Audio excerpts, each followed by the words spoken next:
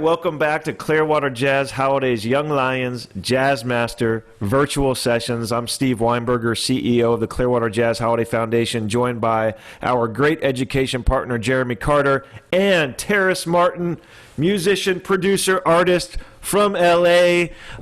We are so happy to have Terrace with us, and Jeremy's doing just a great job working with us to get all these wonderful musicians, educators, and industry folks involved to help build this treasure. If you've been following along, you know you can access all of these resources after the fact on the studio at clearwaterjazz.com and on our podcast, wherever you stream your podcasts. Just search Young Lions Jazz Master Virtual Sessions. There's over 200 items of content.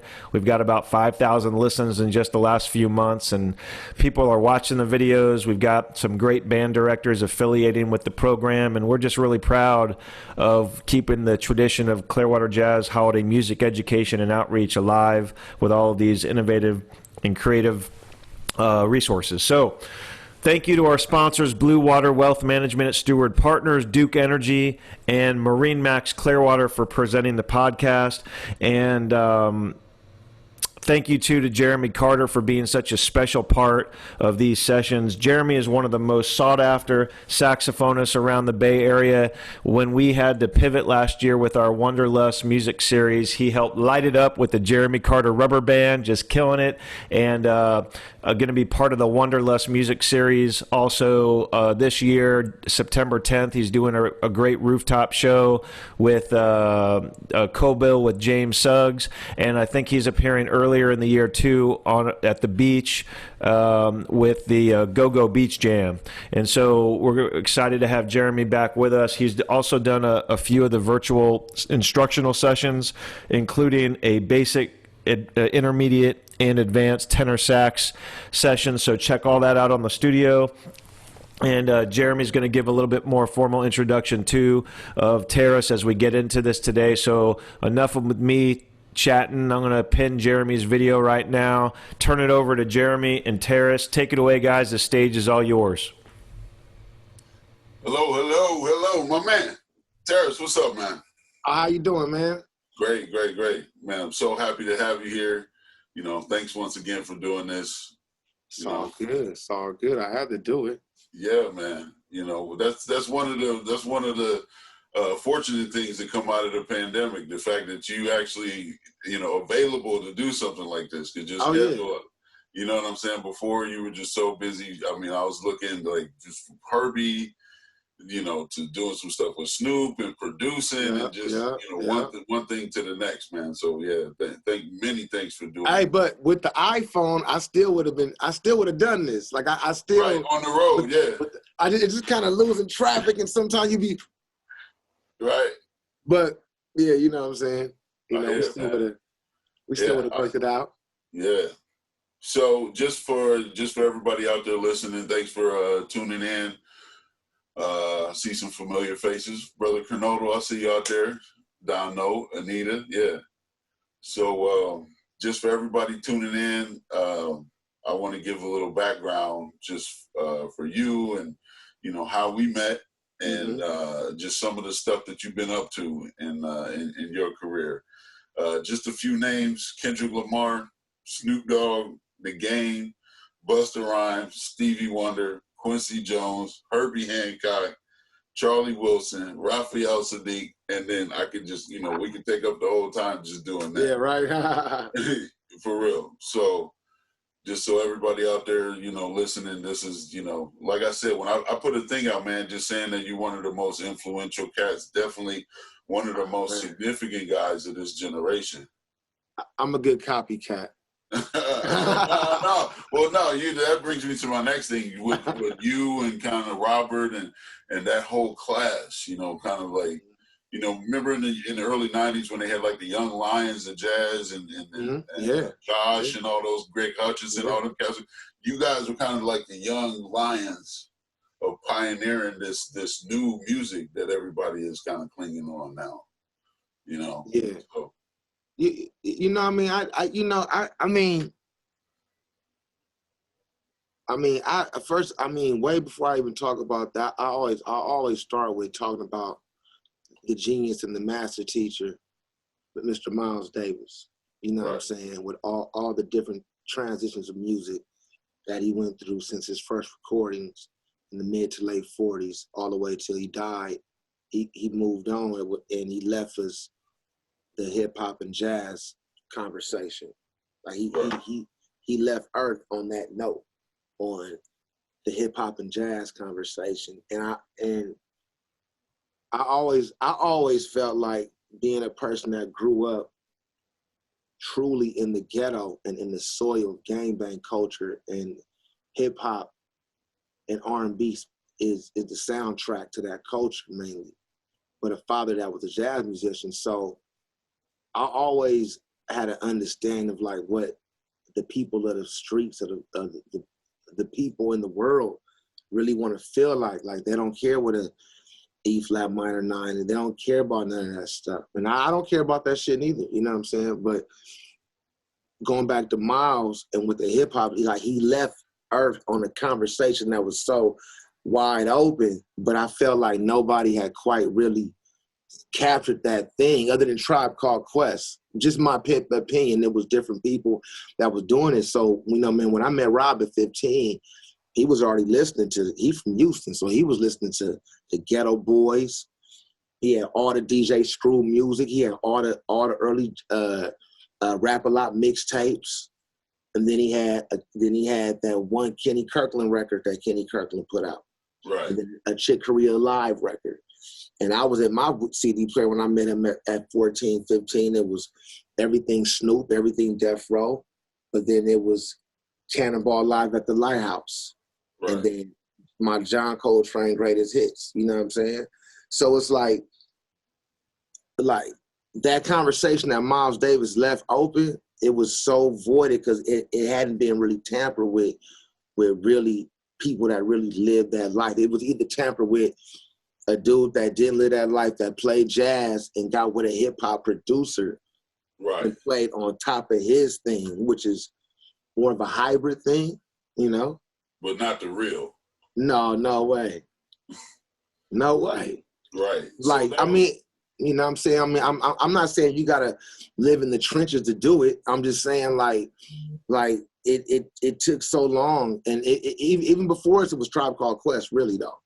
That's right. What really did it to make us go like, wow, let's play some instruments though, and right. let's expand on that conversation. Let's not go all the way to, we don't want to all the way play bebop because none of us are gonna do it better than Charlie Parker and Dizzy.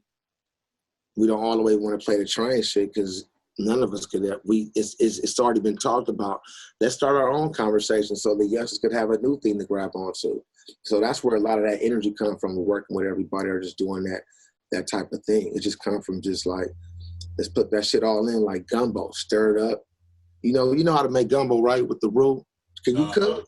Oh, come on, man. Okay, I want to make sure, you know. Come on, man. I got, okay. You see this, I'm serious. You know what I'm saying? So it's like all that shit, you roll all that shit up in one and you service that thing. You know what I'm saying?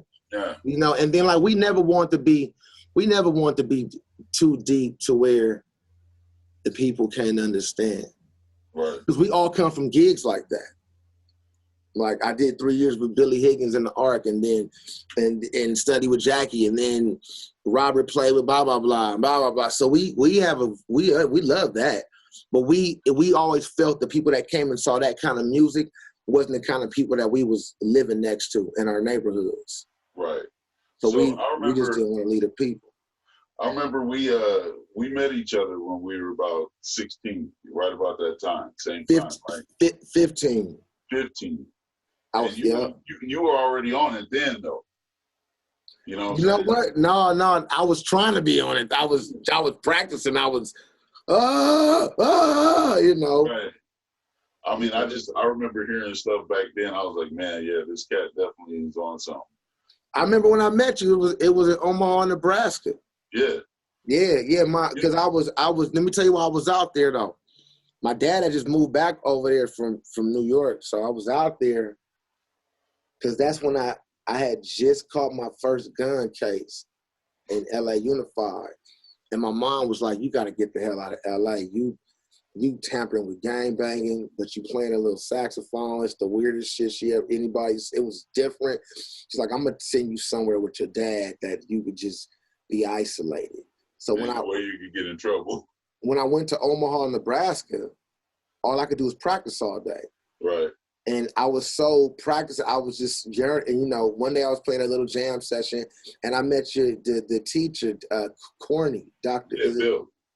Corney's his last name, right? Yeah, Bill Carney.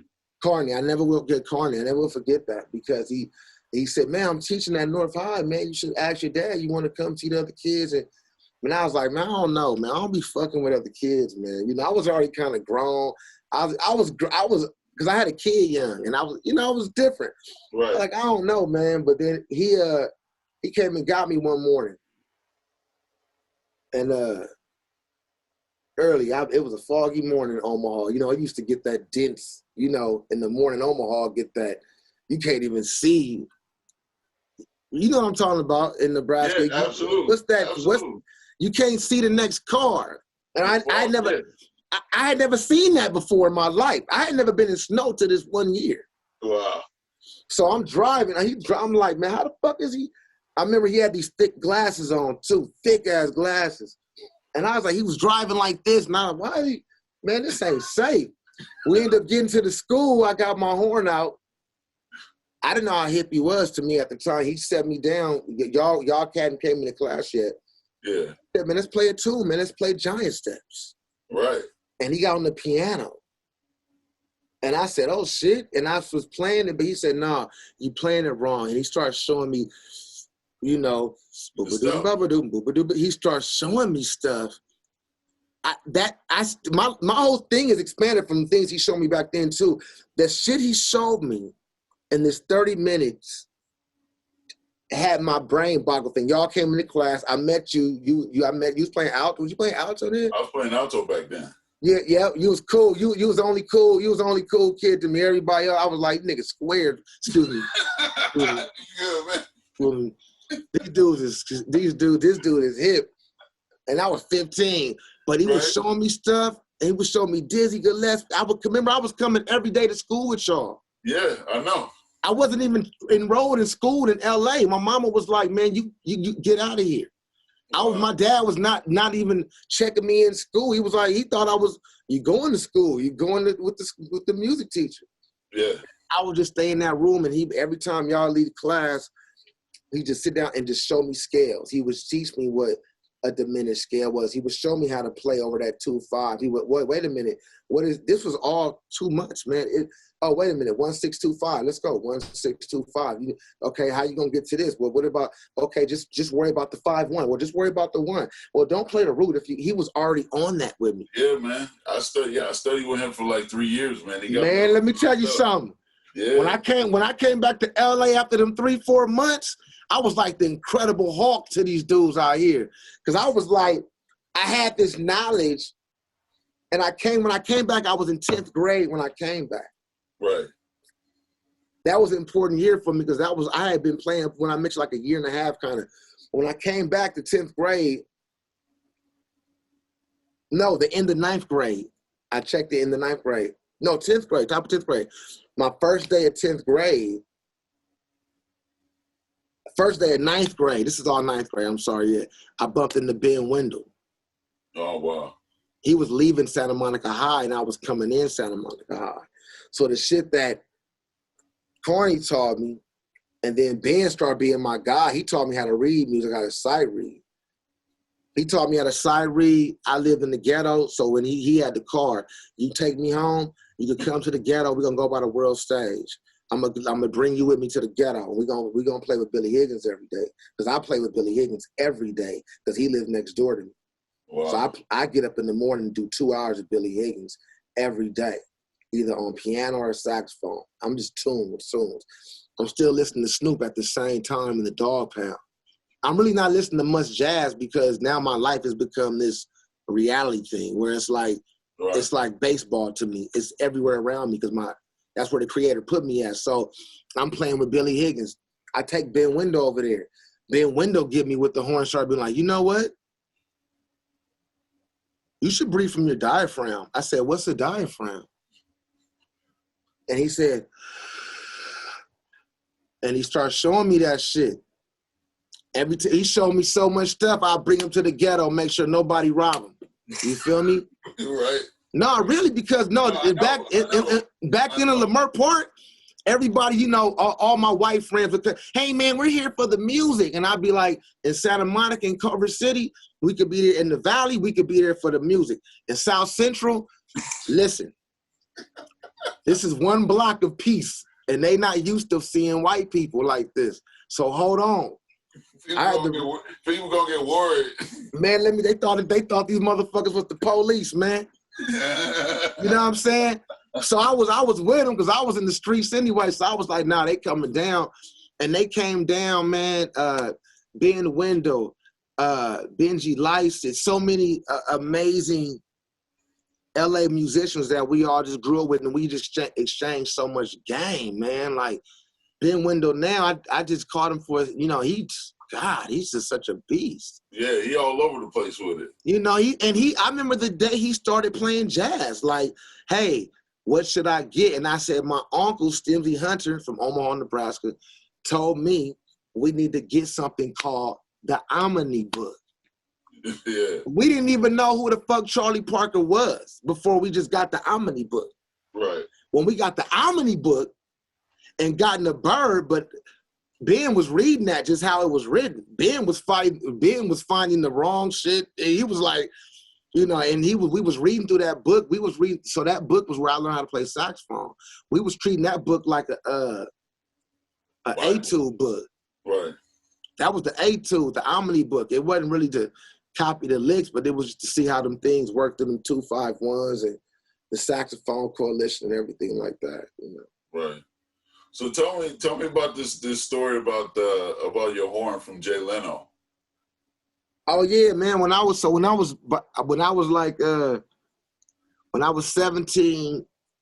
going into my senior year of high school, about to be 18,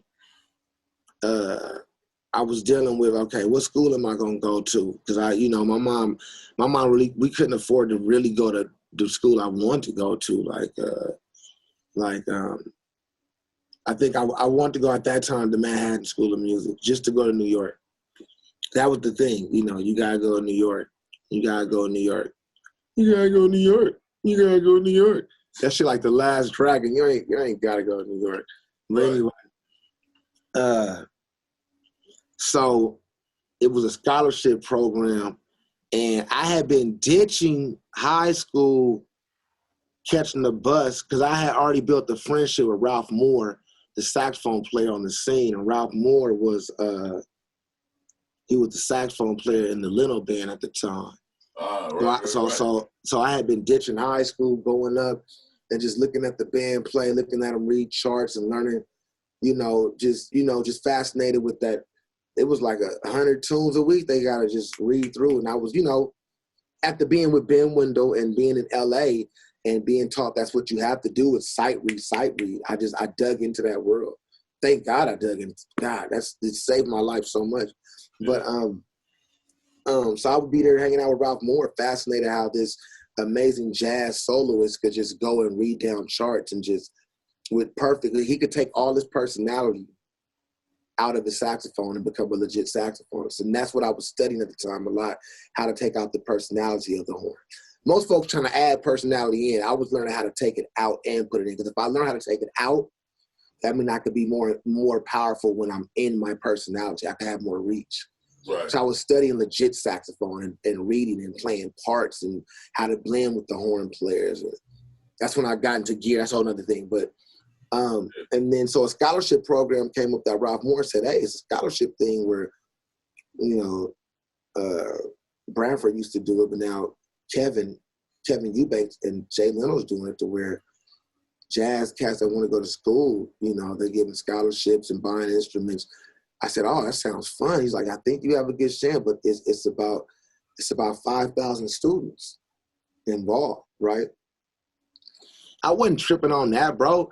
I was living next to Billy Higgins, studying with Jackie McLean, playing with Cedar Walden. I was like a ninja at that time. Like, I'm not tripping on that. But it was some bad cats in the line. It was some bad cats. When I got to that audition, right. Zane Musa,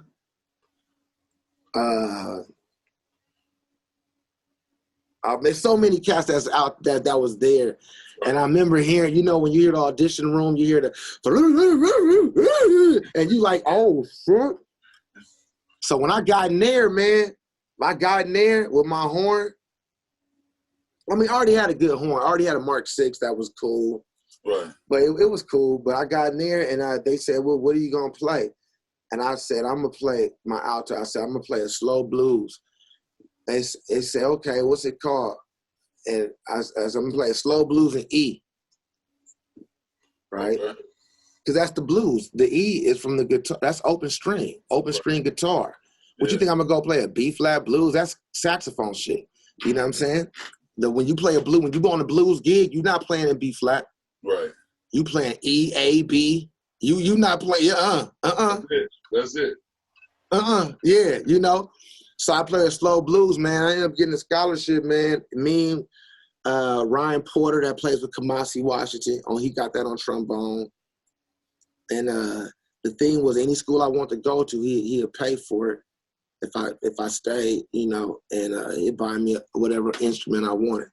Right. So I always had been looking at, because my godfather, Stimsy Hunter from Omaha, Nebraska, he had played a King Super 20 on all the Buddy Mile records, and he used to play a King, and I grew up as a kid looking at a King Super 20 Silver Sonic Alto. You gotta get that cannonball thing. I gotta get it. And when I got that horn, boom, boom, and Manny at the Horn Connection, it was $5,000 back again. Wow. The horn even went up. He was overpriced, but I got that horn, man, and I don't play it now, man, but I played that horn for years. So that's the Jay Little horn. And I ended up going to CalArts, but I left CalArts. Then I went to USC, and then I left USC and went on the road with Puff. And I was like, I can't finish school, man. It's for the birds. I remember we ran into each other down here in Florida. When I was with Snoop. Yeah. Just Snoop. From the show. He was like, hey, man, where they playing at? And then I just happened to turn around and be like, oh, that's my man. Like, after, I don't know, what, 10 years? Had to be. Yeah. Hey, that's what I used to be on the road with Snoop. I didn't play sax with Snoop. Right, you just playing keys. I just played keys, but I always took my horn to road. So every time I get to a city, that's how I fed my spirit. Snoop fed my love for hip hop, my love for Snoop. But as a jazz baby, with my daddy, just my genetic and how I just love and what saved my life, I needed to feed that. So my thing was like, wherever city I get to, I look for the musicians. I say, hey, where they playing at tonight? Yeah. We're over here. Oh, yeah, they over there? Take me over there. And that's what happened. Yeah. You know, I used to take from your grandfather. Preston Love. Yeah. I didn't know that. Yeah. Yeah, he was rough on me. He was a real one. And Richie Love, you know what I'm saying? That's him and Norm and Richie. Norm and Richie Love really is the one, man. And I love Richie, man. Richie, like, Stimsy Hunter really inspired me to play, but Richie turned that ignition for me. Right. Richie's the one I see. I was able to see the saxophone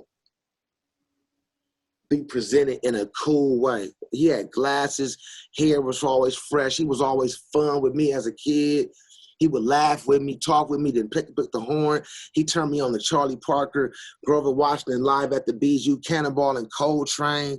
He turned me on to all these styles of playing. He turned me on to the greatness of Stimsy Hunter, because by the time I came around, Stimsy wasn't playing around like that. So Richie Love is so inspirational in my career by just teaching me what the hip shit is to play and what to learn and the way he plays. So he was like, man, Richie is still like, he's the man. Yeah, I talked to Richie, not too long ago, man. He definitely is a man. I was listening to Velvet Portraits. Oh, nice. Today before we got on and stuff, man. There's a lot of different flavors on there. Yep. Thank you. Yep. It kind of seems like you got some gospel stuff happening, definitely some rap, some hip hop. You know what I mean? Like, what were you thinking of when you put that together? Man, Man, don't you like different kind of foods?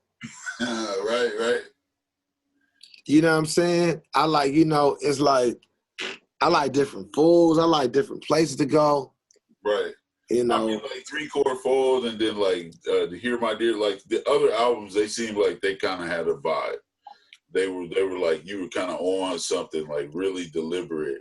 I mean, all the songs sounded different, but it seemed like the Velvet Portraits album, like you just was like, okay, I'm just doing it. I got tired of playing in the changes. Yeah. I got tired of playing in the changes. That's the mindset I use. I got tired of just like, let's why I gotta do it like that? Let me go bam, bam, bam, bam, bam. I feel like that. Bam. Let me go bam, bam. Every day we wake up, I don't feel the same every day I wake up. Right. I thank God for that. And if I feel the same, I feel weird. I feel, what the fuck is going on? Like what's going on? I should have a different feeling in my life. You know what I'm saying? Right. Life is short. So it's like I'm trying to get every little nook and cranny filling out this motherfucker before I check out. You know what I mean? That's how I look at this. So it's like I can't subject my art in the one place I could be totally free. Somebody just asked me, They like, man, man, what's your take on white musicians? This is when all it was, a lot going on Facebook and just people interviewing me. What's your take on white musicians and the white man, the white musicians? I said, man, you know what, man? I sat back and I said, man, I gotta be honest. Art is the one place I've never experienced racism. Art. Now, walking through the streets, the police, yeah, fuck the police. I'm with all that. But art is the one place it's no barrier to nothing. Right. So why would I throw in barriers and roadblocks into the one place I could be free? My life is so free. It's like I grew up in a jazz household, bottom line, like with Stimsy, my father, Richie, and then Marsha, which is my godmother, which is Stimsy's wife, which is white. She taught me about Malcolm X, craziest shit ever. She's the most pro-black white lady you've ever seen from Omaha, Nebraska. But it's the shit. It's the shit just to have a gumbo of different nationalities, walks of life, and people that you call your family. It's a blessing to me because I see the world in such a different way, but I do operate amongst certain things, amongst whatever the world is. But in my art is free. Who I love is free. And it's just my music can't be subject to one thing no more. That's not fair to my spirit. Right. That's not fair for me to like visualize life like this and then get to art and put clamps on it and be like this, like, no, it's no. So Velvet Portraits was my first step into like, you know what, I'm about to be more free. Yeah. And then, because we had just came on, I had just got done doing the To Pimp a Butterfly thing. And then I was free on that. I was told that they let me be free with millions of dollars to be free. And I used jazz as a base and built from there. You know what I'm saying? So after I did that, I said, well, you know what? I like this free thing. Yeah. You know what? I'm going to work with everybody. I'm going to love everybody. And I'm just going to get what I can out of life, man. Teach my kids the same way. So Velvet Portraits is, if art is supposed to be a reflection of your life, yeah, then why is that shit different? My shit should be it's different shit. I like different food. I like Indian food. I like tacos. I like burgers. I like greens. I'm vegan 90% of the time. Every now and then I got to do the salmon. You feel me? You got to do the salmon with the kale, just to get the energy. But Yeah, no, that's real, man. I could hear that listening to that album because I've heard other projects. Yeah. But this one, my life and everything was different on those other projects. I wasn't as open. I wasn't as open as a human being. I could tell him my playing. I could tell him everything was a thing. I wasn't as open, but even going back now, if I was to break it down, I could hear spikes of me wanting to get out, wanting to open the doors, but not having the right keys. Right. Not having the right, because you got to be humble. It takes humility and being in love with learning and really knowing how to shut the fuck up together keys in life. And I didn't have those keys then.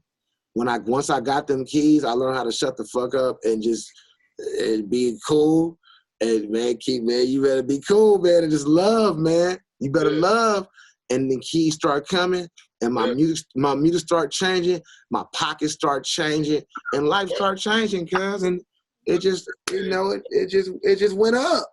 No, I just saw you talking to Dave Sanborn about that same thing. Hey, Dave is my bro. Dave is my homeboy, man. Yeah. Peace out to Dave Sanborn. Michael Brecker and David Sanborn were the coolest motherfuckers you're gonna ever meet, man. Mike used to be like this. Hey, what's up, man? Mike didn't think he was good. Yeah, I know. That's why he practiced all the time like that. That's humility, though, man. One day I was a little faded at the bar, and I think he was talking to somebody, and I said, man, shut the fuck up. I didn't mean to say it like that. I didn't mean it. But I was like, he was like, really, and Herbie told me the story. He said, Mike was killing one night. And he said Mike was playing so much shit that Herbie's like, man, I had to catch up to Mike. And it was just, he said Mike was just going to another level. It just kept going up and up, up and up and up. And then at the end of the gig, they walked off the stage and Herbie said, man, Mike, golly, Mike, you got what? And Mike said, oh, I'm sorry, man. He was really apologizing. Wow. He thought he sounded bad. Fast forward, I was playing with Herbie last year. And it was me, Herbie, James Genus, and Vinny Colaiuta. And we had played Actual Proof. And Herbie's solo, it was a good night for everybody, but Herbie's solo was very different. His solo every night is always different, but this night, it felt like he was just like in his bubble. And we were all just around him. But this night, we started playing Actual Proof. Him and Vinny going, do-da-da, do-da-ba. Vinny going to, right there, Herbie paints the picture with the piano. Boom-boom-dick-a-ding. And the time breaks up. Bam! Time breaks up. And then Vinny's floating. Everything is floating. But everything is there, though. Don't get it fucked up. Everything is there. Everything is there. Everything is floating, though. Boom, boom, boom. And then he's just painting so many, it's like he's painting about 35,000 museums worth of paintings with all vibrant colors at a rapid speed, and nothing is repeating itself. He's finding, these are new colors that you've never seen before. He's going to the moon. This is a 30-minute damn near solo, bro, where the whole place is like in church. It's like people are like, just, it's like he's bringing worship. It's like you're just like, it's like it's beyond music. You're seeing this man at this highest level improvising. So anyway. Yeah. Vinny Colaiuta looking at me. I'm like, oh, shit. We come off stage. Vinny taps. Vinny's in sweat. I'm like, first of all, I'm like, to me, I'm like, man, I'm just here hanging. You know? Vinny is sweat. Vinny said, did you hear that shit Herbie played? I said, I felt like I saw it. Like I saw. Like it felt like in church, the Holy Ghost. I never felt that in my life. Herbie, the next morning, we don't see Herbie at night. Herbie goes, the next morning we see him at breakfast, and Herbie's like this. I'm like, what's up, Herbie? He was like, man, I want to just apologize. I couldn't find it last night. And he was just like, I was in a run. I couldn't find it. He was really saying he couldn't find it. He found this shit and found this shit and found it again to me. He said he couldn't find it, man. So I'm saying that to say the level of humility, what I know to be now, to be a thing to where I can't lock in my music because my life isn't locked in, because my humility is different, because I'm searching to hopefully one day at 79, 80, I can still have the strength to say I couldn't find it when I just played enough music. He literally is the best improviser in the world, period. before that night, but I played enough music to where it you know, it's like, I've just never seen that in my life, you know. He changed my whole life that night, man. That's when I really, you know, I started eating different that night. I was like, I gotta, whatever he is doing, whatever the fuck. Yeah, you remember where you were? Hell yeah, I remember where I was. We was in we was in I love that place. We was in it's at the tip. It's the little underground place, the village where you can go buy the weed at and no police go in the village. Christania. No, this ain't New York. This is overseas. This is like, you know, with Herbie, we be in villages and shit. Yeah. It be different. Like, this is like, you know what? No, this is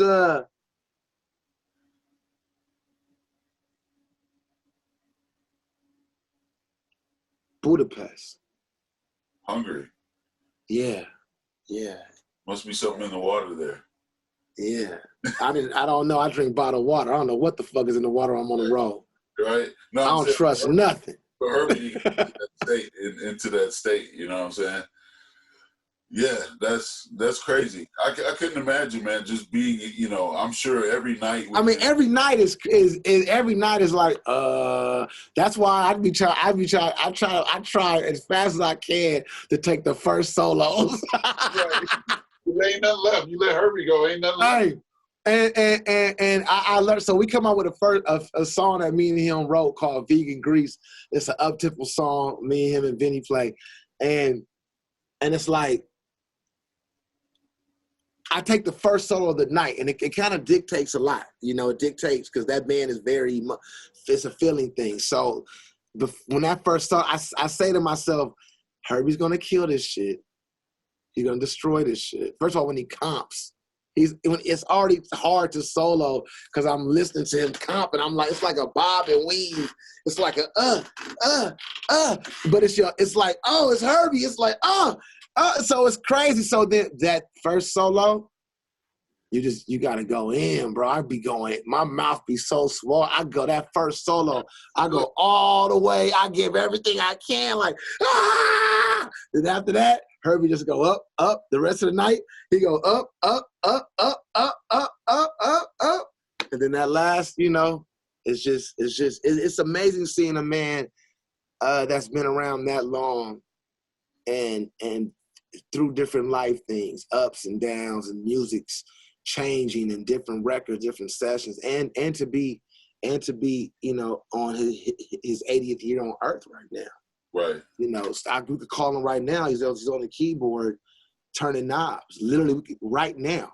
Right. Right now, I could guarantee you he's literally trying to read a manual, trying to figure out how to learn something. Right. So you kind of beat me to it. I was gonna ask you, like, that's got to be extremely intimidating playing piano in Herbie's band. Man, that shit is crazy, man. I can't even lie to you. I would be if I had a deep analytical ass. Well, the sun and the moon. If I had an answer like that for that, I would give it to you, man. Right. But you know what? What I learned, I don't get nervous no more all the way. Respect thing. It's definitely it's a respect thing. It's forced me another level of discipline too, because I'm playing his songs and to really learn his songs, but also I have to learn them so much to be able to break them up, because he plays different every night. And you know, I mean, we try to intertwine every night, and every night it's experience. But one thing I learned with him is space, and I'm not going to play a chord he hasn't heard, so let me compliment a chord he has. Maybe I don't need to play these 7 notes or these 3 notes. Maybe I need to play this 1 note or these 2. So comping Herbie is not about really comping Herbie. It's about filling in a layer that maybe he just didn't have enough fingers to get to at the time. You know, so it's not like I'm comping her, but I have to know the harmony is crazy. The harmony is crazy. Is like I'm a lot better now, but that first 2 months, I thought I was hip. Yo, that harmony, his harmony is like so, and that shit is like, that's just how he hears things. So having to get into his space and just try to. I'll never grasp what he thinks, and I don't want to grasp it. I think that's the genius of him. He's forever changing, evolving, but I'm forever playing catch up with him, and that's I'm blessed to have him in my life, to have him as a mentor, a dear friend, a big bro, uncle, just a life coach, if you might say. Right. Really I ask him questions. How do you maintain that skill level in a family at the same time? I ask him shit like that. Right. How do you maintain that skill level of family and to be successful and to have to share your life with the world? Because I'm not an underground record producer. How do you do that? What do you do? Good vacations. Yeah. So how are things different with maintaining that balance now, with obviously with COVID and everything? I mean, you're in the same position. You're always out on the road. You always got a different project going on. How are things different now that you're home more? Yeah. But you still work. You know what I'm saying? You still got stuff going on. You know what? Because when I had took like a 12-year break from touring, up until Herbie. I told myself I wasn't gonna go on the road with anybody unless it was like a Herbie Hancock. Herbie. A Herbie. Paul McCartney. Certain people I left on my list where I would be a side musician with, and it wasn't about ego. Really, was about business, branding, pay. Straight up. So I didn't want to do that thing. I would only be willing to take a sideman job for somebody I felt I could, somebody I in my spirit I needed to connect with. I personally felt like I needed to. So that was the Herbie thing, and I'm producing this album. So, and I always have a rule with artists. They said, you don't go on the road. I say, if I produce more than half your album, I'll do a run with you. That's what I say in the hip hop and R&B world. Right. And I'll be like, I hope they have their own guys. I always like, I don't want to go with a bunch of 21-year-old musicians and kids. Fuck, no. So it works out. But then with Herbie, I remember producing this record, and when he asked me to play with him, he had came and saw me play one night. I think with Robert. I was playing with Robert, Robert, Thundercat, and we was playing, and we probably had that shit lit that night. I know for sure. Me, Robert, Thundercat, Chris Dave. Yeah. I know we had that. I know we had the pots burning that night, whatever it was. Probably too drunk to remember, but I know it had to be kind of at least a little bit cool. So when I was producing this record, he said, man, I got to do this thing at the Hizzy Center, man. You want to play? And I was like, in my head, I said, I thought he would never, ever ask. I was like, yeah, I want to play. And that was like, after that, it turned into like a 6-year stint of me working on this album still, working on movies with him and being on the road. And now it's such a family thing. I don't really call it on the road with Herbie now. I just call it, it's time to go out and get some life lessons and be giving as much as I could give. And receive. Like, I don't call it touring with Herbie no more. I call it just, these are like things in my life that they don't come around a lot, and I take it totally different. So now when I play with Herbie, I take my playing totally, everything is totally different. Everything is serious. Because I feel like Carney, my father, Stimsy, I feel like everybody prepared me to work with Herbie Hancock. And I also feel like for all the cats of our ancestors locally that love Herbie, from the ghetto to ghetto, from here to Nebraska to Florida to New York, that all the cats on the circuits that play for a living, that just come home and play for a living every night, I felt like I'm connected with that world because I come from that. And it's my responsibility to at least go on the road to even show the other homies that it's possible to get one of those things, because I took that job just to be also just to learn, to give, and to inspire others that, from the same circuit. Like, I'll still pull up and play What You Want to Do for Love on Your Ass quick with Jamaica Funk on the talk box and make the whole club dance. But I'll still go play The Fells Dilemma with When Actual Proof for Herbie, Olivia with Cedar. You know what I'm saying? Right. That's got to feel good knowing that you look around and so many other people, like, you can say, like, hey, you can do something. Oh yeah, it's possible. They do, and they say that, hey, yeah. Or inspired by saying. Yeah, and you know what? I don't hold no game back, bro. Like I don't. You know what? I told my son. I got an older son. He 23. He a good kid, but he be fucking up some time as kids do. So I told him for the last, bro. I said, "Hey, look, bro. I'm not gonna give you shit. I'm gonna tell you the exact roadmap I took. And I left a string for your ass. You just gotta follow the string. I'm not gonna give you nothing, but I'm gonna tell you the exact roadmap I took. And I take that and I tell everybody the same thing. Like, he'll be like, man, hook me up. I'll be like, man, I ain't hooking you up with nothing. But I tell you the exact, to the T, to the day roadmap and how it could equate to your life. That's my whole new shit now, where I learned that through my son, and he's doing a lot better with the roadmap. I learned when I was giving him shit, he was fucking up all the time. Car get impounded.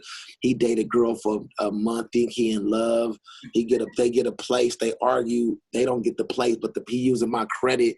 It's like, oh fuck, it's all these things, Sorry, back to the music, man. Back to the music. No, it's all good, man. That's back to the music, man. Yeah, that's the life. So, of all the people that we've been talking about, what's on your bucket list for a potential collabo?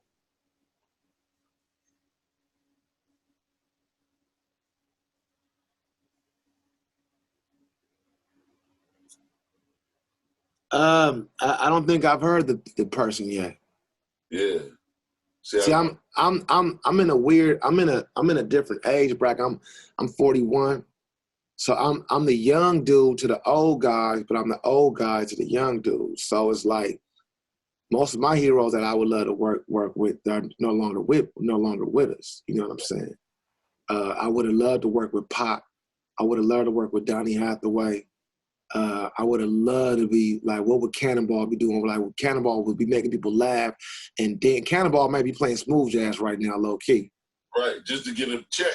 You feel me? That's Cannonball. Like what? Like, so it's like everybody I would love to work with, but everybody who I work with now, so Dr. Dre, Quincy, Herbie, these are people that I call my friends and I work with now.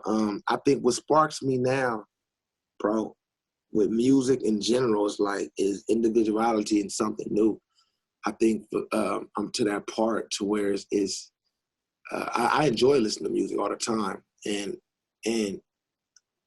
but I do have a side of me that I've grown in my creative space that is like my personal enjoyment with music is to be tickled, to be massaged, to feel a certain type of way. So sometimes if like something has to really spark me, something different. It's a lot of people that sound the same in hip hop, R&B, jazz, and everything. I'm just not into people that sound like something else, and that's what I see the masses doing now. But every now and then, something like a Kendrick happens, something like a SZA, something like those things in modern music do happen, and or like a Corday, are things that have things of are different things like that. Or in the playing world, we have one of my favorite young players is the great Emmanuel Wilkins, my little bro. The sax player, the alto player. The alto player. He's playing new things with classic energy. Right. And he's not playing retro. He's playing vintage. Retro is just an old copy thing. Vintage, when you go thrift shopping, you get something, you look at an old jacket, you put it on, you make it yours. You know what I'm saying? He's and that's the thing his crew's doing with hip hop. Hip hop now, you got Corday, you got Travis Scott that does different things. You have different people like that in hip hop. With R&B, you have her. She plays all these instruments and she sings beautiful love songs, and the kids love her. She's selling out places and everything. So you have these things that you have Ty Dolla $ign. He's singing crazy songs about crazy things, but then on his record will be crazy musical. And because we grew up together, so he makes sure we get Benjamin Wright involved, we get Robert Glasper involved, Kenneth Crouch involved on this record. So and I feel now at this age and where I'm at with hip hop, with the records and everything, it's like now I'm just like I feel like my space is to provide a balance of what we know it to be, what it could be, and what it really is in with music. And I think that's what makes me work so much with a Travis Scott, to an orchestra, to a gangster rapper, to a Kendrick, to a Herbie, to a this, to a that. It's just I'm not trying to take over nothing. I'm just trying to fill the void. I'm not even trying to be the salt or the pepper. I'm trying to be the paprika of the shit. You feel me? Right. I'm just trying to be the paprika, baby. I'm just trying to make it all go together with everything. Yeah, you know, I mean, we met when we were really young, and one thing that, you know, like you were saying, all the different things that you're getting into for somebody who's listening in, and, you know, you look at somebody else, maybe maybe somebody is really advanced. Like yesterday, I did a session with Sam Dillon. He's a technical monster. You know, that's not really my strong suit. The thing is, you got to find your space, find your niche, you know, and just find your voice. Yeah, yeah. Your thing, like whatever you need to work at, you know that. You know what I mean? If you see somebody that excels at something, you know where your work is. Yeah, yeah. You gotta put in the work, but definitely be as free as possible. If you're a sax player, don't think that you have to be a jazz musician. Just be a musician. Yeah. You know, tap into everything, man. And that's one thing that I've really appreciated about all the different projects that you've been involved with. Learn some technique though. Learn some of the fundamentals to an instrument though. Like I don't want people to walk away thinking the freedom comes from just free instantly. Right. You know, right. If they stop calling me right now to do stop doing these records and tours and everything, and I have to play next to the great Dan Higgins on a TV show, saxophone, can I play with no vibrato? Can I choose the right mouthpiece? Can I play in tune? Can I get the job done to feed my family? Right. I strongly believe in fundamentals. The choice of music you play is you, but the fundamentals will never go away on any instrument. They will never go away. And it's important to always sharpen up when you can on the fundamentals and keep those fundamentals going. Because sometimes people walk away saying, yeah, hey, Terrace, I play. You told me be free. And I bought a horn yesterday, or I bought a guitar. And it's like, no, motherfucker, I didn't say that. You fucking genius. I said, So I said, no, I got to start saying, get some lessons. And although you don't have to play jazz or play anything, I strongly recommend you touch a little bit on every bit of everything. It'll help you out to be free. So this freedom doesn't come from, I woke up, I didn't know. I had to find this and still do this. But I also still, all the time, if I work with Adele, I could be free within Adele's guidelines. I have to respect where I'm at. If I'm on my platform, it's anything goes. If I'm on somebody else's, my job is still to respect the job and still see how far I could take it with making it a successful, how far I could bend them without offending them. Right. So I want to clear up the freedom thing, like. Right, preach, because you can get on the job acting free, and they'll be free not to call you, and they're free not to pay you. A lot of the mortgage was early paid off of years of not freedom. For real. I mean, that's what's up. Yeah. I saw you working with Layla Hathaway. You mentioned her. You heard that version that she did of her song, her hit song, Best Part? Come on, man.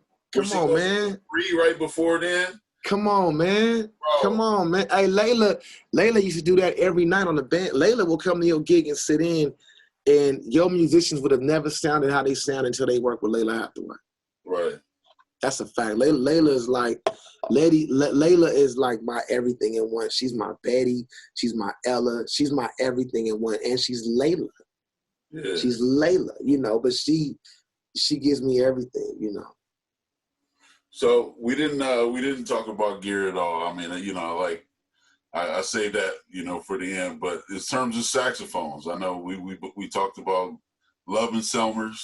Yeah. Love the 50 stuff. Actually, the guy that I got my horn from is actually tuning in right here.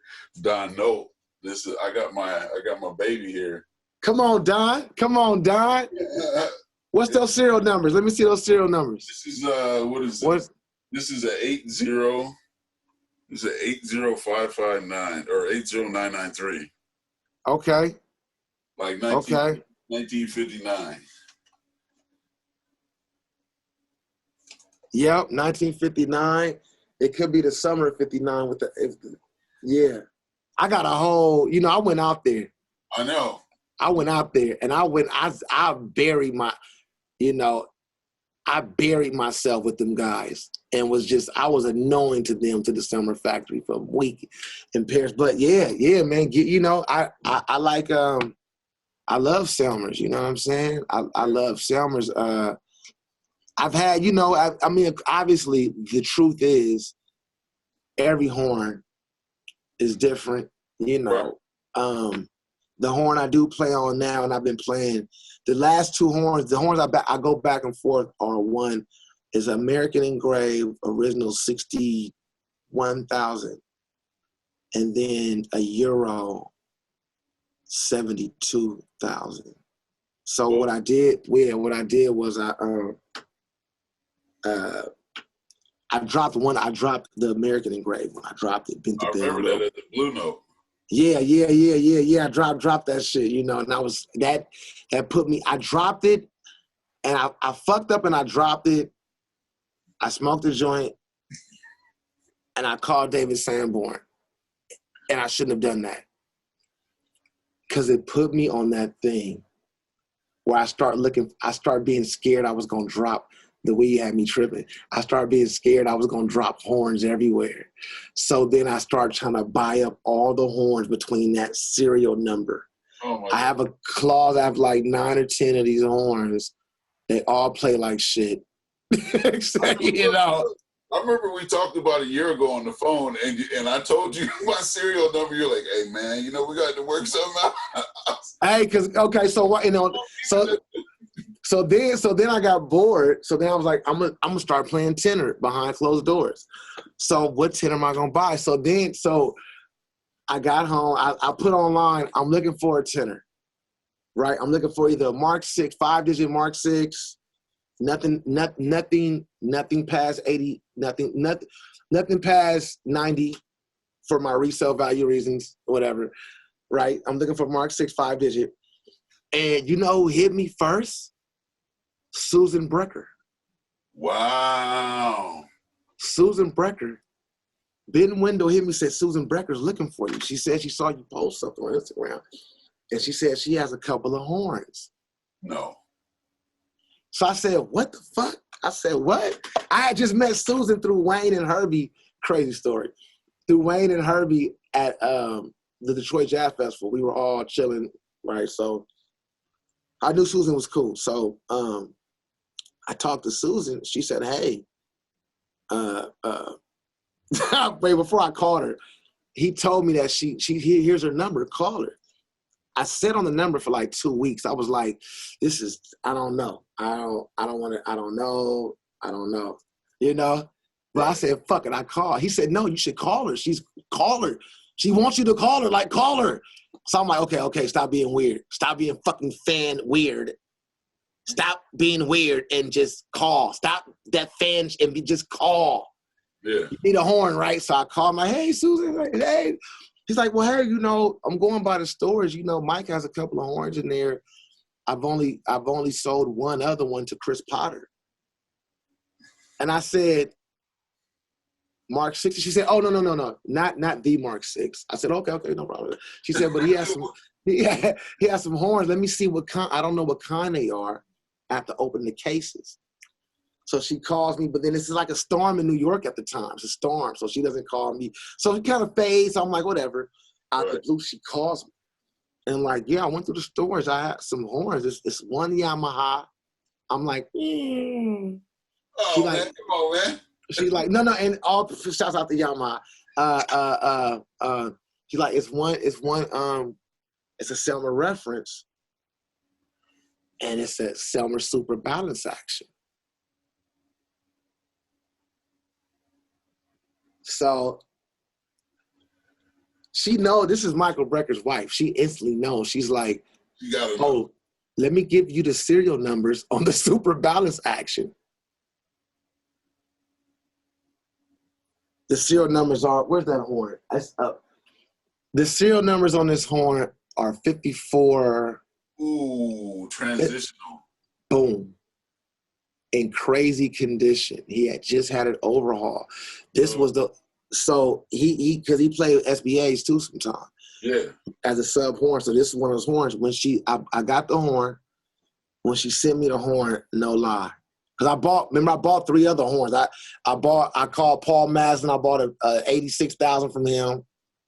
I bought a Paul is up in Chicago though. What, were you up there or you just No, I saw it online, talked to him.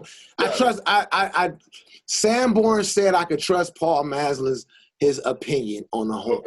Okay. So if Sanborn said it, I don't know why I believe it, but I believe it. You know, that's my guy. That's my guy. You know what I'm saying? So he sent me a hell of a horn, a great horn, like powerful horn. Like wow. You know, I think I'm not a tenor player, so I think it's powerful. You know, I bought mouthpieces, some auto-link slants. I play auto-link slants on alto. So I bought some old slants on tenor.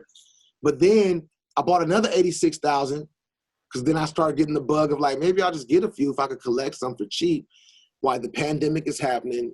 Right. You know, maybe let's see who's selling horn for cheap. And I got a line on the guys. So guys, you know, private guys, not eBay guys. You know, we always got a line on the guy. On the side, under the counter. Yeah, on the guy. You know, I knew some guys that needed some help, and I was able to provide it. They was able to help me too. So I got a couple of horns in. But the horn I got from her, it's like, it plays like an alto. It's so easy to grab that horn in my alto, but I don't play it. I played it. I just put it up. What? Yeah, it was crazy though. So I got the history on the horn too. I got the whole. She wrote me a letter. It's crazy, bro. Like the presentation is like, I don't want to play it, so I play the one I got from Paul. You know? Yeah. So you obviously don't want to get rid of that one. No, man. That one, honestly, you know what? That one is so crazy. I had to open up my estate for that one.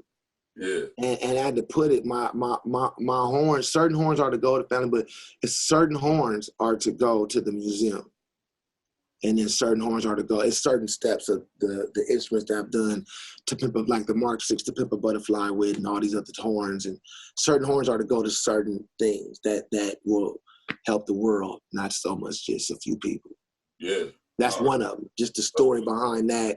And then I found out through the horn, I built a relationship with her, and I learned so much about another level of love. She told me how she took care of Brecker on his last days and what it took for him to do pilgrimage and the strength that he had, but more the story with the strength that she had as a wife. Right. And that really it like, talk about agape unconditional love. It was I believe that horn came into my life for a reason, because I was going through different questions in my life, different things, and I had to hear another layer of love quick, than a motherfucker quick. And I heard another layer, and it helped open up a whole nother line of things for me, that I was able to see things in my relationship and help a few other brothers and sisters that was going through things when they couldn't tour and the pandemic started.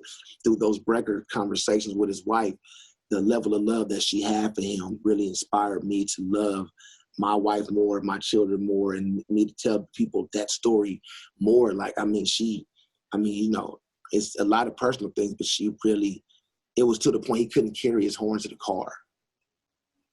You know, and stories where he was like, nope, I got to carry it myself. I got to just carry it myself this last time and do that pilgrimage record. Yeah. When you listen to that record, listen to it with a different ear. Listen to it talk about dedication. Yeah, I knew that about him. Yeah, and then being with a woman that supports you, to uplift you in a time you can't walk, when you're able to walk, was the biggest lesson to me. The story of Brecker is a love story, and it's deep. And that's why that horn, I'm like, I got to get all my little evil thoughts out before I play this horn. This motherfucker too special. I'm joking, but you know, but Now to me, Brecker stands for so much more than just, I see why he played like that. And it's like, it's moving that I feel like I have a piece of him. His wife is telling me these things, and it's really helping me be a better person, you know, and everything. Right. That's to me, that's powerful. That's more powerful than learning a giant step solo. That's powerful when you can inspire, fuck a horn, fuck music. When you can inspire somebody to love better, woo! In today's world. That's for real. Yeah. But I just sold a tenor. I just sold a mint condition, 73,000 mint condition tenor. Yeah. But I don't play them. I could, those I you know, but my alto collection is strong, bro. Yeah. Hey, we're gonna have to link up. We gotta talk about the tenor. Hey, my alto collection is so strong, bro. Sanborn's collection is strong. Sanborn's alto neck collection is out of this world. Wow. So what was that thing you were I just saw you talking to Sanborn. Or how recent was that when you were talking about the Pippa Butterfly and y'all were just jamming kind of? That was like last year. But I talked to Sanborn the other day. That was last year though. Okay. Yeah. That was last year, yeah. Yeah. You know, his story. On there. Billy Kilson. Billy Kilson, I mean. Billy Kilson. Taylor on piano. Yeah, it was cool. Yeah. How did that come together? What was that? Man, I did the Blue Note Cruise. Me and Robert Glasper, we have a group called R+R. And we just put a live record out. Y'all make sure you're gonna check that out on Blue Note Records, iTunes, YouTube, and every other streaming platform as well. R+R, but we was on a Blue Note Cruise, and me and Dave was hanging out, and he was like, yo, we was in his room. He had bought 2 horns out with him, and I bought my horn. He's in love with my horn. He loves my horn. Because my horn, I'm not gonna lie, I probably have the best alto in the world. Wow. Because it vibrates on your fingers like an old Con 6M. And this is your 50-something thousand six. No, 72.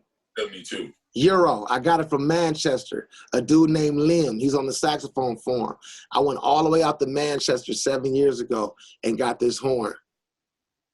Wow. It's something about those horns. When the classical musicians own the horns, the Selmers in Europe, something about the maintenance on those horns. They're just something about when the horns get to America, the motherfuckers get bumped around in marching bands. But the classical cats in Europe, they still keep the horns in the. They got the original receipts to the shit. Yeah. Man, we definitely got to link up. We got to talk about some horns, man. Come on, hey, my mouthpiece collection is ill, bro. I got a crazy. Mostly alto stuff. No. You got some tenor links. I only play alto, but no. Tenor, we don't have tenor links. Yeah. Bro, listen. I just got recently crazy mint condition auto link slant, all original, 7-star. I got that hard rubber. I got a lot of hard rubber auto link slants, but I got some metal Floridas and things like that too. You know. Yeah, I got some things. My alto world, I got New York Meyer and Meyer Brothers, but I don't play Meyer.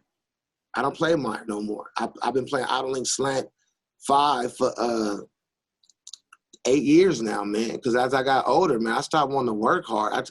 I only slant 5, 2, the Boston Sax Reeds. Don, you got to get the Boston Sax Reeds. The Boston Sax Reeds, the number 2. Those are the best reeds in the business. Hey, you seen these? You seen these? Yeah, I seen that. I seen the wild one. You check them out? I check them out. I check them out. But ain't nothing. I get out of a box of 10, I get 8 great ones. Right. 2 good ones. Yeah, you know, Reed. They are really good cane. Man, the Boston Sax Reeds, man, they the best, man. And at 5, that means I'm blowing like this. What? You play a strength 5? No, 2 reed and a 5 open. Oh, okay. I see what you're saying. Small, auto link slant, hard rubber, simple, no problem. You could be drunk, sober, happy, sad, and still get a sound out of the horn. Right. See, you know how it is when you got kids, man. Man, look, I'm trying to. The fun things around me got to be easy now. Right. So the horn, it used to be New York Meyer 5 with a 3.5 Van Doren Java. Getting a fucking asthma attack every night. You can't even talk. You can't even drink liquor because the liquor break you down and you're breathing hard. Now you're going to get pneumonia. Right. Oh, man, it's hard out there, man. Real. You're breathing. You know, those openings, man, those big openings, the first thing, a lot of sax players got kidney problems, man. Is that what that's about? A lot of the pressure on your diaphragm, man. My doctor, I talked to 3 doctors about this because my uncle had it. And a lot of we don't know, but a lot of the pressure through the years of playing, that's why those openings, the more, people, people love horns with resistance. That's what they love, I like a little bit, but resistance, why you want something fighting your back? Why you want to fight? Who wants to fight? Who wants to fight, man? Right. Sanborn loved that. He loved resistance. I'm like, you're going to get a headache. He's notorious for playing like 142s, but he's saying he's into like whatever. He all over the place with it. Well, I hate to kill the myth. Yeah, exactly. Clear it up for everybody, please. I hate to kill the myth on these $10,000 bullshit horns that everybody's selling. Exactly. The medium bow, the long bow, the lacquer, the D-lacquer, the this. Motherfucker long tones and get a gig. That's number 1. Now, number 2 is this. Sanborn plays what feels good. He plays what's good. He was on that hunt for the 142, those 140s, because his gold-plated horn got stolen. The early horn, the early 80s got stolen, and it was that he had a gold-plated Mark 6 from the factory. Those serial numbers. So he went on a hunt for that. It wasn't because they was all good. It was more bad ones than good ones, right? The horns that I played, they've been like, he'll play anything from a 132 on up. But he's in love with my 72,000. And we're deep, like we knocking on the horn, seeing what vibrate. It's the whole, whatever myth is the myth, we're doing all the myths. Come on. We're hours of that's why with me and him, we're hours of the weird shit together. Like, I think that neck is pulled down. I don't know. Can you tell? I don't know. Well, let's get a measure. It's like, it gets strange. So because my horn responds like they say the 140s, whatever do, but I've had 2 or 3 of those 140 things, it's all on the horn. One of my best horns was a 190. It's got I've had 2 142 tenors, and I mean, they were okay. Yeah, Kamasi plays a 142 tenor. He's been playing the same horn since 7th grade, though. Right. He's been playing the same horn, same mouthpiece since 7th grade. He's 40 years old. Wow. So he like, bro, I don't even think of the horn like that. Right. Have you tried any of like the replacement necks for the tenor or alto? You mess with that? I'm old school. I don't believe in that shit. I'm old school. Okay. I come from the lineage of the neck that come with the horns, what you play. I come from the thing, Preston Love taught me, the best mouthpiece, he's from the era. The best mouthpiece are the ones that come with the horn. Yeah. So, I'm not on the replacement neck for a few reasons. For one, I'm just not on it. Another reason why, because I'm in the style too. I grew up looking at Sonny Stitt. I grew up looking at Stemsy. I grew up looking at Jackie McLean, first of all, is everything to me. So it's something about that S on that neck. It's something about that octave key. It's something something about that. And my thing is, the horns are built how they built. They built like that for a reason. You know what I'm saying? I don't really get into the different neck thing. I got a horn that plays good. I like it. I refuse to get it overhauled. I'll go pad by pad till I die. Wow. You just ain't getting it overhauled. Overhaul? My horn is in action. My horn is every day. I'm in war every day with my horn. Man. You know, I don't believe in no overhaul, man, for what, so it could play new. I'll just go get a new horn. You know, I don't want it to feel like that. I like my horn because it fits my life. It fits my muscles. It knows every individual power in each muscle. You know, I don't believe in overhauls unless I'm on my resale shit. And, you know, I got a guy in LA that got hey, Don, watch this. The $500 with the root pads overhaul. What? But I gotta drive him to my other guy for the $100 setup in Long Beach though. What? Because his setup ain't shit. It ain't shit. Like, what the fuck? But the pad job and everything's on the horn is good. So when I'm reselling horns, I do the root pads. Everybody likes the root pads. They say, Terrace, what pads you like? I said, the pads that work. Wow. They say, you got metal resonators? My horn got the original plastic resonators. Plastic resonators. They work. I got the regular. They work, man. My shit don't stick. My shit is ready for war right now, bro. I got Erica in Manchester. Erica was the horn, my first Mark 6 back into the game. I went through a bad time. I lost the crib. I wasn't producing no records, wasn't getting no call, wasn't no gigs for 7 years. I was living in and out of places, my mama house again, for about 5 years. Get a place, get evicted, didn't have no money. So I didn't have a good horn for I had to sell one of my Selmers to survive. So I ended up looking online on eBay and buying for 5 years. I did a lot of those records with the $250 horn, the Taiwanese horns. But I always have my mouthpiece. Right. Because nobody wants to buy the motherfucker when I need to sell it. Or else it would have been gone. That should have been gone too. And, you know, it was a New York Meyer that Jackie bought me.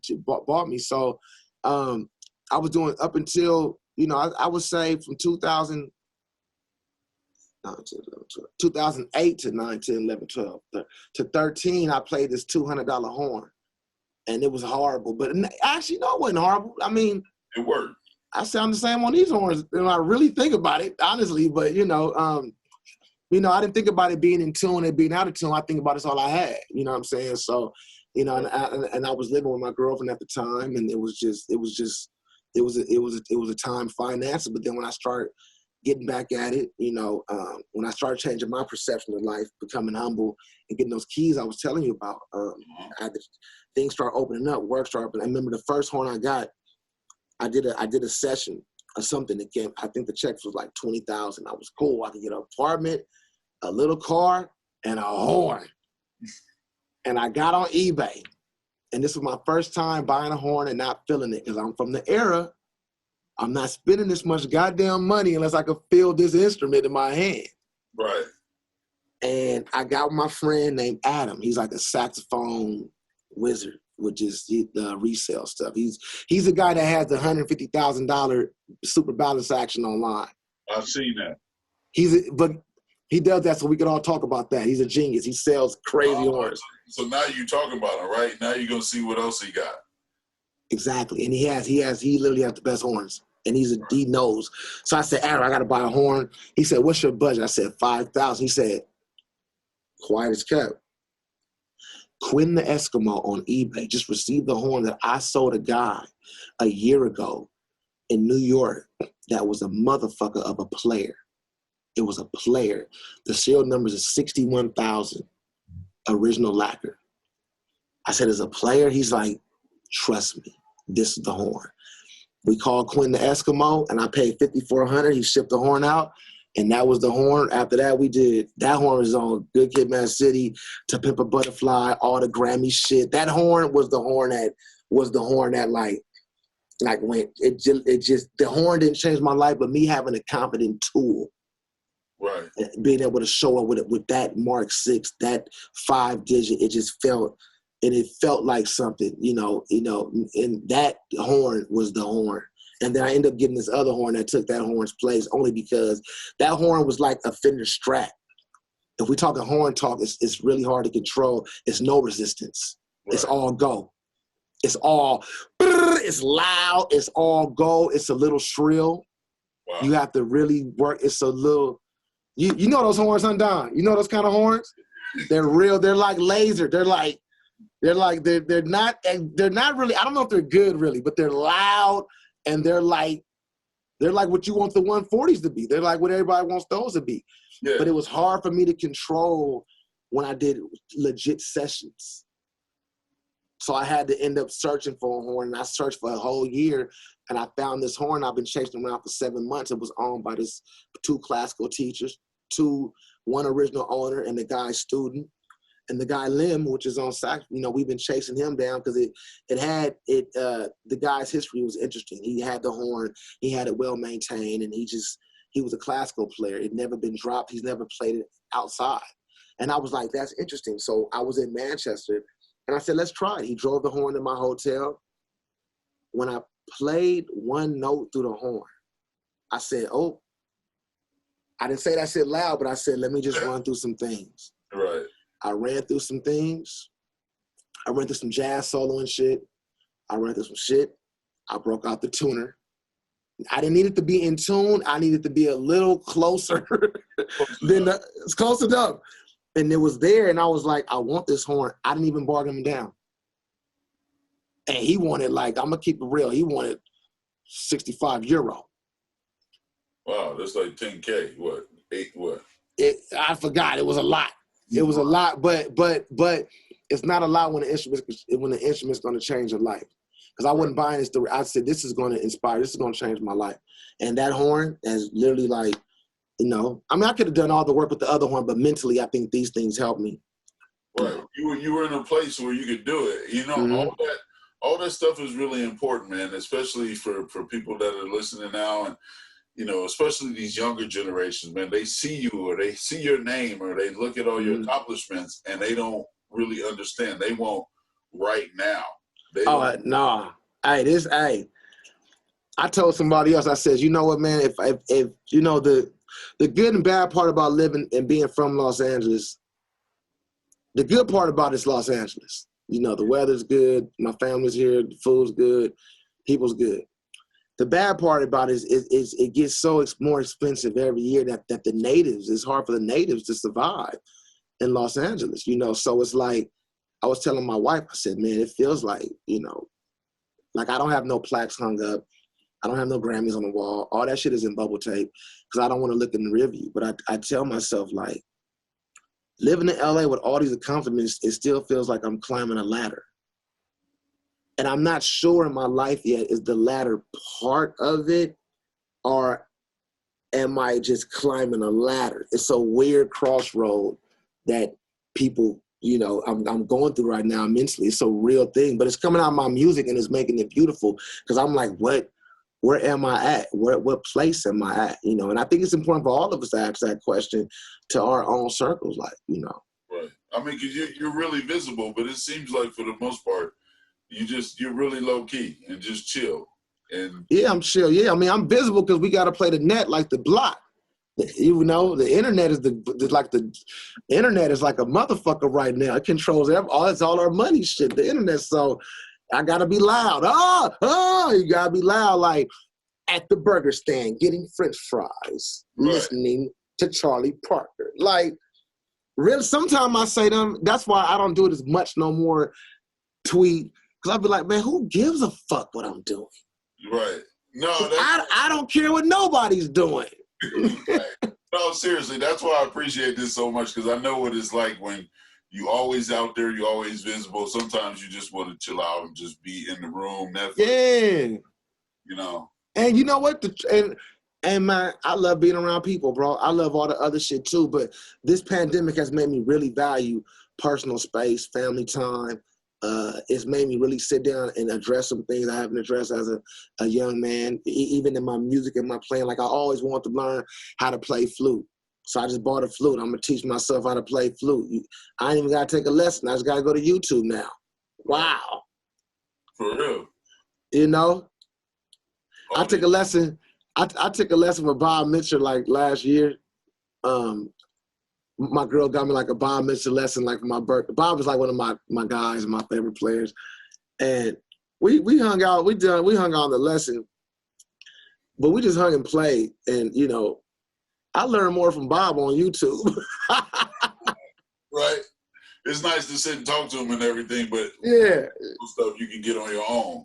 Oh yeah. But now, YouTube has everything. And, you know, being on you know, being back connected with you and meeting other people and all these different blogs and everything, and Facebook is making where the internet is our social life. People say it's not healthy, it's not this. Then I say, well, in the pandemic, give me a fucking alternative. Right. Right. It's all we got right now in many ways. My dad has never used a computer, and he got bad eyes. This motherfucker be on his iPhone like this. I can't believe that shit. Like, it's like, you know what I'm saying? Yeah. Everybody got to get with it. You know what I'm saying? Exactly. Terrace, man, I thank you so much for your time, man. Hey, we got to link up. I got to talk to you about some stuff off camera. Come on. I got a couple of ideas. We're gonna, you know. I mean, what you want to do? You want to come to LA and get in the cannabis business? That's what I'm talking about. Don, you too. Come on, Don. You coming too? Hey, come on. I got some ideas. I'm gonna text you. Hey, we got to work some stuff out. All right, let's do it. I'll see y'all in a minute. All right. All right, thank y'all. Hey, you want to say something? Yeah, no, I've been smiling nonstop straight for like an hour and a half now, and I'm thinking about putting a parental advisory sign on the Young Lions page. Yeah, you should do that. Hey, come on, we need a little spice in our life, man. No, it was so fun. I mean, it was great. Terrace, thank you so much for doing this. And wait, who is that? Professor Brandon, he look like Genuine. Is that Genuine? Genuine tapped in? That's my man, Brandon Robertson. He a bass player, man. Okay, I thought it was Genuine. What's up, Brandon? It's all good. Brandon's part of the family. He's a director down at Florida Gulf Coast University in Fort Myers. And he's the goods, man. He just did a session this morning with Jamison Ross, and it was great. Hey, Jamison Ross so bad. Golly, singing and man. He's so bad. He's so soulful. He bad. Yeah, it was great. It was a great morning with Brandon and Jamison, and a great afternoon with you and Jeremy. I just think this is a great day, man. So on behalf of the foundation down here, Terrace, thank you from the bottom of our hearts. And Jeremy, thanks so much, man. We'll see you guys soon. And keep being creative out there, everybody. Stay safe. Be well. We'll see y'all. All right. Bye-bye. Drink a lot of water. See y'all.